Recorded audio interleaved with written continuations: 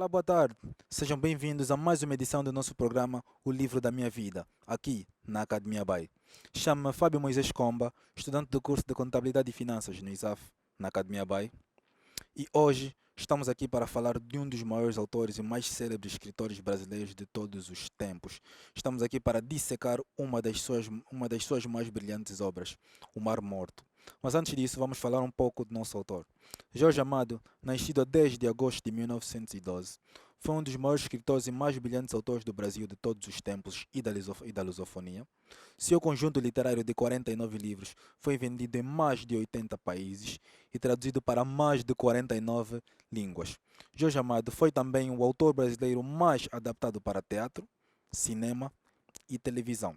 Mas o que nos interessa aqui hoje é a sua primeira obra, O Mar Morto. O Mar Morto foi a obra literária de Jorge Amado, escrita em 1936, aos 24 anos de idade, quando ele acabava simplesmente de sair da universidade. É, tão jovem. Nesta obra, Jorge Amado centra as suas atenções na Baía de São Salvador, na sua terra natal, no Brasil. O enredo se desenvolve à volta dos marinheiros e marítimos que vivem nos cais e portos da Bahia, desde São Salvador e as suas cidades como Maragogipe e Santo Amaro. Nesta história, nós podemos ver a capacidade de Jorge Amado de escrever em diferentes ritmos e mesmo assim cativando o leitor, pois esta obra é tal como o mar que Jorge Amado descreve. Em determinados períodos, em certas noites e certos dias, o mar é tranquilo, calmo e sereno e transmite aquela paz que todos nós buscamos fora do nosso dia a dia. E é também assim a leitura nesta obra de Jorge Amado. No princípio, a leitura é simples, transmite detalhes íntimos de cada um dos personagens, mas sendo também ao mesmo tempo intrigantes, capazes de cativar o leitor para querer saber ainda mais sobre a obra. Desde as bebedeiras dentro dos faróis, as viagens de Mestre Manuel dentro do seu saveiro, as histórias do velho Francisco, bem como a história de vida de Guma. E tal como o mar, depois das noites serenas e tranquilas, dos luares das estrelas brilhantes, vêm também as tempestades. Vêm os naufrágios, navios vão naufragando, barcos se quebram, pessoas se afogam. E é também assim a leitura nesta obra de Jorge Amado.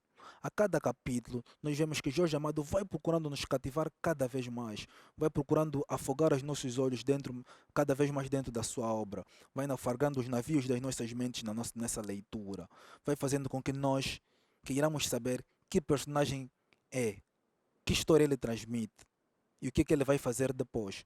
Isso nos mostra ainda mais a capacidade de Jorge Amado de nos situar no espaço e no tempo, de nos fazer viajar, de nos fazer perder a noção de quantas páginas nós vamos ler e de quanto tempo vai durar a nossa leitura. Bem como demonstra a sua capacidade de nos apresentar os detalhes da época em que cada livro foi escrito. Nesta obra, escrita no século XX, nós vemos estes detalhes em cada uma das histórias dentro dessa história de Jorge Amado. Nós vemos na história de Chico Tristeza, que saiu, que abandonou o seu cais, o seu porto, abandonou os mares da sua terra.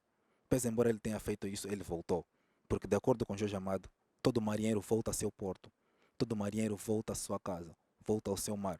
Nessa história de Chico Tristeza, nós vemos resquícios do colonialismo naquele período aqui em África, em que ele refere que Chico Tristeza, numa das suas viagens para aqui, para as nossas terras, ele notou que o negro era tratado de uma maneira tão horrível que nem no Brasil isso acontecia. Nós vemos isso nas histórias de Guma, quando vai para Santo Amaro, em que Jorge Amado nos dá detalhes de grandes ícones do sertão brasileiro, como o Lampião do Cangaço, do bando de cangaceiros que assombrou o sertão durante uma época. Nós vemos histórias do grande Besouro, mestre da capoeira do Brasil, e grande Saveiro, pois ele também era um mestre das águas do mar brasileiro da Bahia. Nós vemos histórias de Lucas da Feira.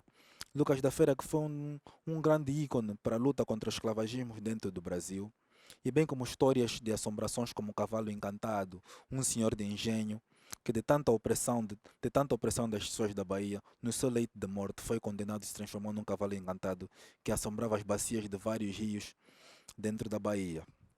Nós vemos aí essa habilidade de Jorge Amado de nos intrigar, de nos dar de nos mostrar essa sua criatividade, de nos cativar ainda mais. E bem como ele nos apresenta mais detalhes ainda mais íntimos, como o candomblé e a Ubanda, através do pai de Santo Amaro, na igreja de Montserrat, na Bahia, das noites no DIC, dos ritos de iniciação das meninas na Umbanda. Nós vemos que ele nos apresenta Iemanjá como a princesa de Ioká, a mãe e a mulher de todos os marinheiros, que seu principal objetivo é morrer para andar com ela pelo mar inteiro. Jorge Amado refere que o marinheiro nasce pelo mar, porque o seu destino nasce no mar, e morre também no mar, porque o seu principal destino é morrer e viajar com a sua princesa, que é Iemanjá. Jorge Amado, ele aprofunda ainda mais a história de Iemanjá através dos orixás, ele nos explica qual foi a sua origem, ele nos explica como ela surgiu, como é que a Iemanjá deu origem a esses mares e o porquê os marinheiros tanto as amam. Tanto a amam. Amam tanto ela, que lhe oferecem até 5 nomes. O seu primeiro nome é o seu nome de nascença, que é Iemanjá. O segundo é Dona Janaína. Dona Janaína porque ela é sua mãe e porque ela também é mulher destes marinheiros, que lhes abraça como um filho e que com eles se deita como uma mulher que busca apenas o prazer.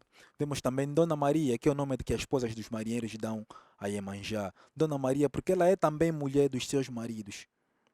E o quarto nome que é a princesa de Ayoká. Ayoká são as terras perdidas de Iemanjá, as terras que todo marinheiro busca se afogar, as terras em que Jacques e Raimundo, nesse romance de Jorge Amado, partiram, as terras em que Chico Xavier foi, em que próprio Guma, o nosso protagonista, nelas se deitou. Jorge Amado é um autor riquíssimo nos seus conteúdos, riquíssimo na modelagem dos seus personagens e que a cada passo, que a cada leitura, nos integra no seu romance. E é um livro que eu recomendo para vocês todos, O Mar Morto de Jorge Amado. Um livro belíssimo e para quem queira conhecer as histórias do Brasil, as histórias do sertão, do profundo no século XX, é um livro para ler e rever. E aconselho ainda, para quem for fazer essa leitura, que ouça as canções de Maria, que ouça as canções cantadas dentro deste livro, como O É Lindo Se Perder no Mar, que pode ouvir no YouTube, na voz de Cesária Évora e muitos outros cantores. Recomendo a todos. Muito obrigado.